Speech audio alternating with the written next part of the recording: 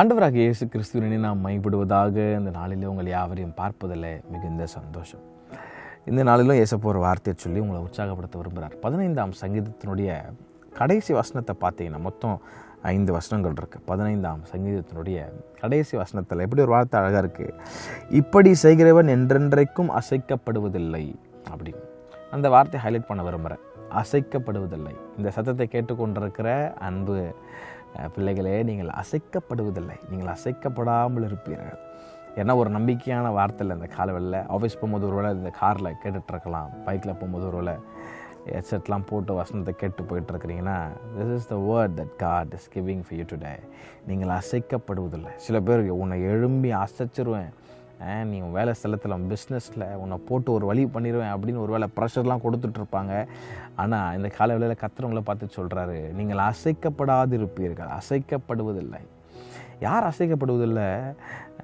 பைபிளில் ஒரு அழகான ஊமையை கர்த்தர் சொல்கிறார். மணலின் மேலே ஒருவேளை உங்கள் வீடு கட்டப்பட்டிருக்குமானால், அதாவது உலகத்தின் மேலே பொன் பொருள் காரியம் அந்த மேலே உங்கள் வீடு உங்கள் நம்பிக்கை கட்டப்பட்டிருக்குமானா, புயல் வரும்போது, காற்று வரும்போது, பெருமழை வரும்போது அது ஈஸியாக அடிச்சிடும்.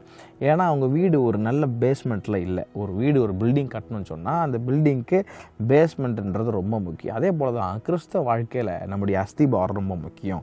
இந்த காலவெளியில் கர்த்தர் பார்த்து கேட்க விரும்புகிற நம்முடைய அஸ்திபாரம் இன்றைக்கி யார் மேலேங்கப்பா இருக்குது? நிறைய பேருக்கு உலகத்தின் மேலே இருக்கும், பொன் பொருள் மேலே இருக்கும், சில காரியங்கள் மேலே இருக்கும்.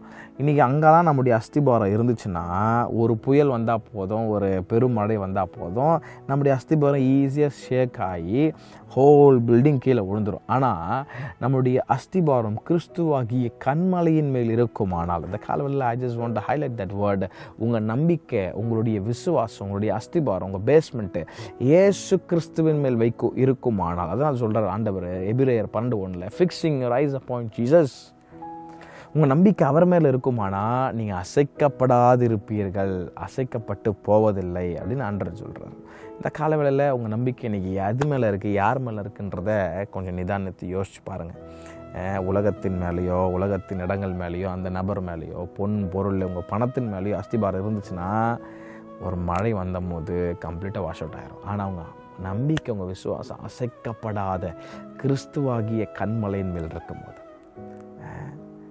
இயேசு கிறிஸ்துவின் மேல் உங்கள் நம்பிக்கை இருக்குமானால் நீங்கள் ஒரு நாளும் அசைக்கப்பட்டு போவதில்லை. இந்த காலவெளியில் அவரை நம்பினீங்கன்னு சொன்னால் ஒரு நாளும் உங்கள் கைவிட மாட்டார். ஆமாம், இப்போது உங்கள் பேஸ்மெண்ட் எது மேலே இருக்குன்றத கொஞ்சம் தீர்மானம் யோசிச்சு பாருங்கள்.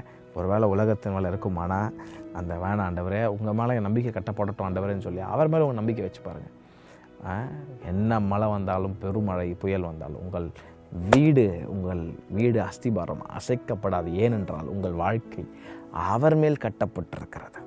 இந்த காலவெளியில் உங்களை உற்சாகப்படுத்த விரும்புகிறேன். உங்கள் நம்பிக்கை இயேசுவின் மேல் இருக்கட்டும். கர்த்தர் தாமே உங்களை அவரையும் ஆசீர்வதிப்பாராக.